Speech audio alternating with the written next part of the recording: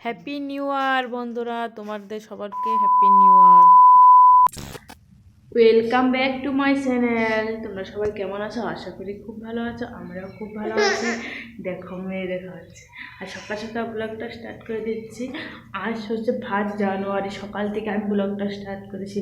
আজকে 1 জানুয়ারি। আমরা সবাই পিকনিক করি কি না করি জানি না, ব্লগটা দেখতে থাকো, আশা করি ভালো লাগে। আজকে 5 জানুয়ারি স্পেশাল আমাদের মাটন কারি হবে। আলু, টমেটো, পেঁয়াজ, রসুন এগুলো সব রেখেছি। জিরে, তেজপাতা, শুকনো লঙ্কা দিলাম, দিয়ে একটু লাল লাল করে ভেজে পেঁয়াজ দিয়ে দিচ্ছি। পেঁয়াজটাও লাল লাল করে ভেজে নিব। 5 জানুয়ারি কিন্তু আমরা কোথাও পিকনিক করতে যাইনি, কিন্তু আমাদের বাড়িতে আজকে স্পেশাল মাটন কারি দিয়ে আমরা সবাই খাবো। দেখো মাটনটা ধুয়ে এখানে রেখেছি। মাটনটা দেখো লাল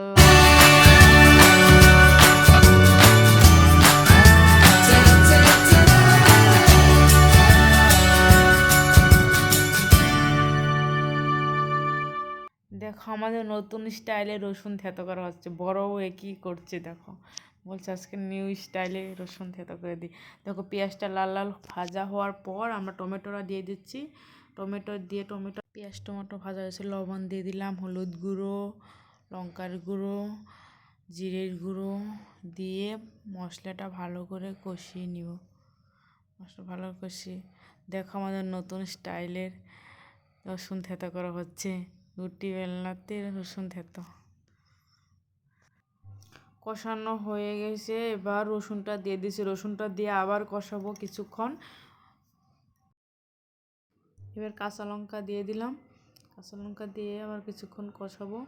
যত কষাবো তত মশলাটা ভালো করে কষবে। দেখো এবার মাটনটা দিয়ে দিচ্ছি। মাটনটা দিয়ে এবার আলু দিয়ে দিচ্ছি। এবার মশলার সঙ্গে আলু মাটন ভালো করে কষিয়ে নিব। যত কষাবো তত টেস্ট হবে খেতে। তোমরা কে কোথায় 5 জানুয়ারিতে পিকনিক করতে গিয়েছ কমেন্টে অবশ্যই জানাবে। আমরা তো বাড়িতে আজকে পিকনিক করছি। দেখো মশলাটা দিয়ে দেখো মাটনের পিসটা দেখো দেখো মশলা থেকে তেল ছেড়ে দিয়েছে, কষানো প্রায় হয়ে যাচ্ছে। মাটনের পিসটা আবার তোমাদেরকে দেখাচ্ছি। দেখো লাল লাল হয়ে গেছে, এবার তেলটা ছেড়ে দিয়েছে, কষানো এবার প্রায় কমপ্লিট।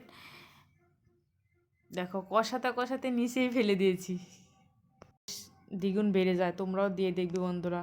দেখো এবার গরম জলটা দিয়ে দিচ্ছি। মাংস কষানো হয়ে গেছে, গরম জলটা দিয়ে দিলাম।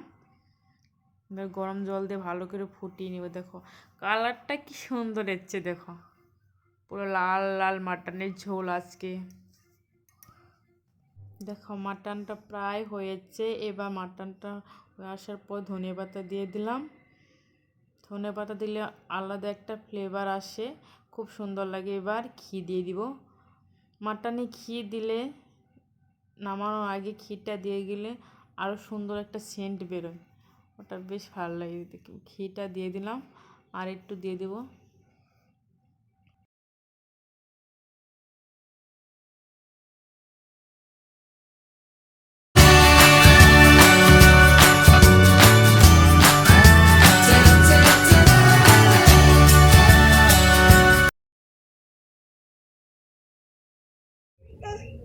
এখন বাজে বিকেল 4টে, এখন আমরা একটু ঘুরতে যাবো, তাই না পাপা? ঘুরতে যাবা?